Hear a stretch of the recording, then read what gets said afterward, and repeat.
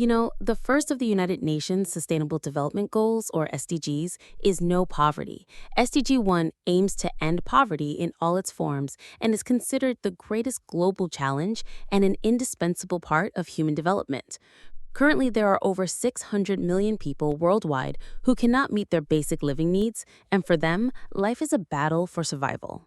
That's right, poverty isn't just about a lack of money. According to Nobel laureate in economics, Amartya Kumar Sen, poverty is a state where human potential for development is deprived, including whether one has enough clothes, suitable housing, can avoid preventable diseases, and even whether they can participate in community life, receive education, and possess freedom and dignity.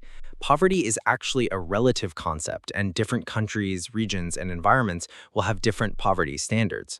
To assess it more concretely, the World Bank defined extreme poverty as living on less than 1.25 US dollars per person per day.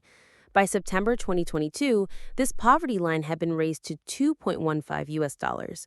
Worryingly, despite a gradual decline in the global extreme poverty population over the past 20 years, the COVID-19 pandemic led to an additional 119 to 124 million people falling into extreme poverty in 2020. The UN also predicted that 10 years later, there will still be as many as 600 million people living in extreme poverty worldwide. SDG1 is not just a broad direction, it also has specific subtargets. For example, Target 1.1 is to eradicate extreme poverty everywhere.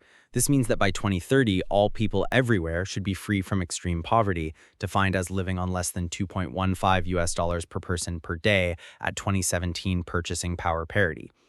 Target 1.2 is to reduce poverty by at least half.